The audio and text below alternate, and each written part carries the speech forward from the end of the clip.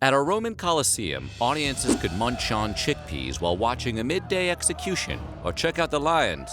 No, not those. And other exotic animals released through the arena's hidden trapdoors from their cramped seats, or even observe Roman elites harvesting actual sweat from gladiators to make themselves sexier. Events held at the Colosseum were so varied and elaborate that the audience never knew what to expect. Today, we're looking at what it was like to be a spectator at the Roman Colosseum. Before we get into it, make sure you subscribe, hit that bell for notifications, and let us know what history you'd like to experience. Now, we go to the Colosseum.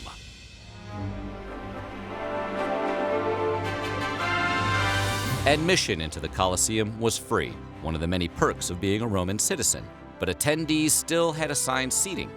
The podium and first few rows made up the first and best tier, where the emperor, Vestal virgins, and about 2,000 other Roman elites who watched the blood sport.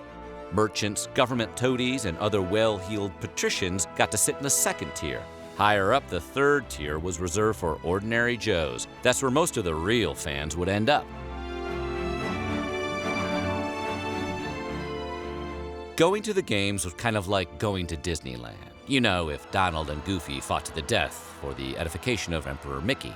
On festival days, the Colosseum attracted 50,000 spectators, a goldmine for vendors. Outside the Colosseum, traders and street sellers hawked food and souvenirs to visitors. They may have even sold programs with stats on the gladiators, sort of like Topps baseball cards of the day, that could presumably immediately spike in value thanks to all the sudden athlete death. Let's hope that Miccius Mantle Maximus card is in mint condition.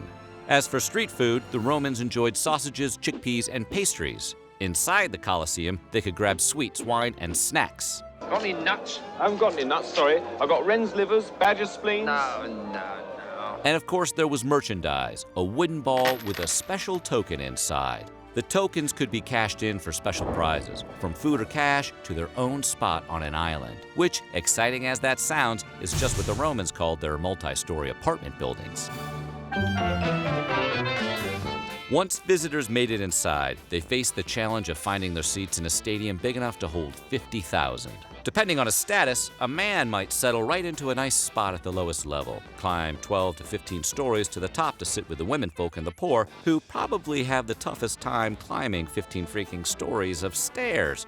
Both the entrances and the staircases were kept separate by iron and marble dividers, and like the seating areas, the passageways were divided by class. Covering about 6 acres of land and rising 12 to 15 modern stories tall, the Colosseum was and remains the largest amphitheater in the world. But although the building itself was grand, the majority of the audience was as cramped as flying coach on American Airlines. Everyone not in the ancient Roman version of the first class got a 15-inch wide seat with 27.5 inches of legroom. Now subtract air conditioning, add 15 levels of stairs, and you'd be ready to watch some bloody gladiators fight too.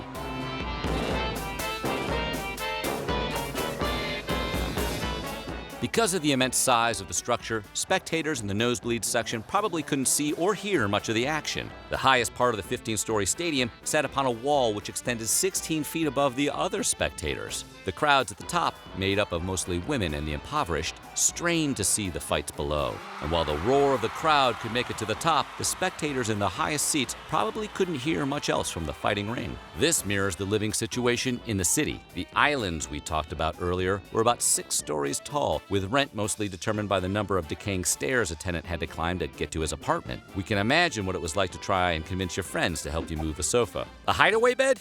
These haven't even been invented yet.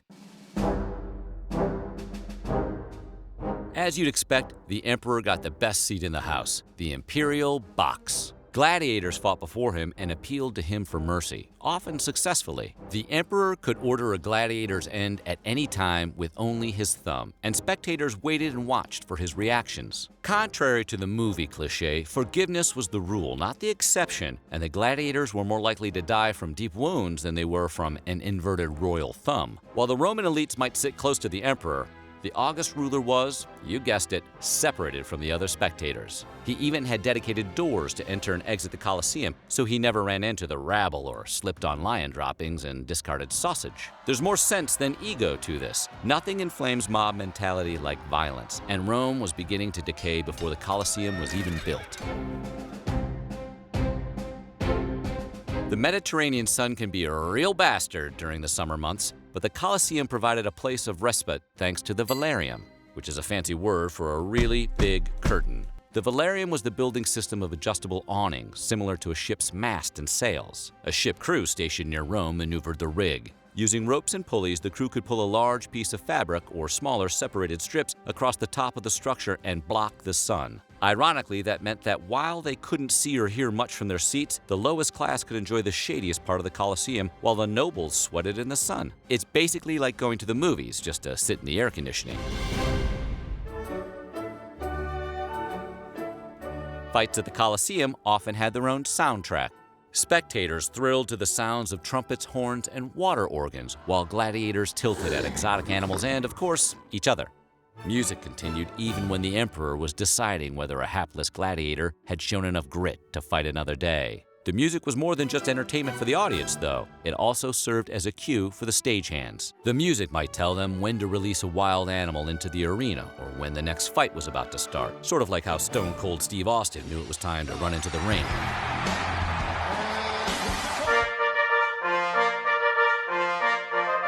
The Colosseum had a wide array of spectacles. Though many depictions of the arena show seats surrounding a sandpit, the floor had a complex layout of walls and chambers underneath a wooden platform. Different pieces of scenery could be elevated through the Colosseum floor, providing new and distinct scenarios for every show, like the Pokemon Stadium in Smash Bros. Among the intricate caverns under the Colosseum, there were even runoff canals to drain the arena after a naval performance called a Naumachia was performed. The wooden platform and its supports were removed from the Colosseum floor. Water was then diverted from aqueducts into the center, creating an artificial lake of up to 5 feet deep. Scaled-down ships were brought into the stadium to reenact famous naval battles from history.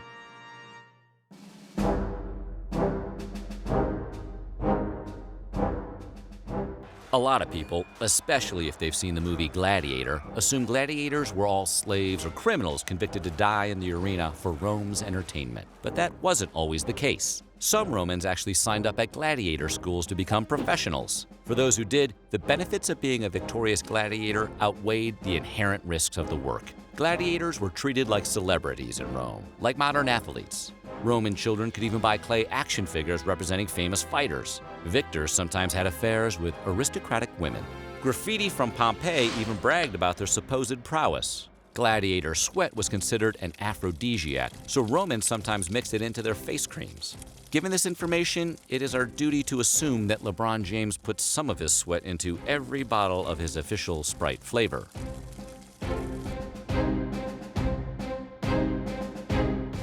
One of the many shows held within the Colosseum was the animal hunt. The BESTIARII, gladiators trained to battle wild animals, squared off against lions, tigers, bears, oh my, along with hippopotamuses, elephants, deer, giraffe, and allegedly even whales. The bestiarii fought a combination of both harmless and potentially dangerous animals, but the fighters were rarely at risk. Of the thousands of animals slain in a single day, many were taken out from afar with spears or bows. Presumably, that's how most of the whales were dealt with, because we can't imagine Russell Crowe wrestling with a whale and winning. Actually, maybe we can.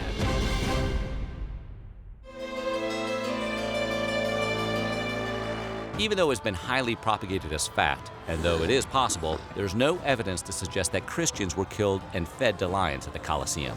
The association between the Colosseum and Christian suffering was first stated in the 4th century, but then largely forgotten until the 17th century. During the 4th century CE, Christian and Latin scholar Lactantius and Bishop Caesarea Eusebius wrote of emperors intentionally slaying Christians. Such actions were never imperial policy, but scattered events which occurred around the empire. The Colosseum did regularly feature punishments referred to as the Midday Games, where lawbreakers and POWs, called the damnati, were condemned through a multitude of different and horrible methods. Sometimes the damnati were thrown defenseless into the arena to be torn apart by wild animals, while others were forced to fight one another to the death. Roman Colosseum battles were like the original battle royale.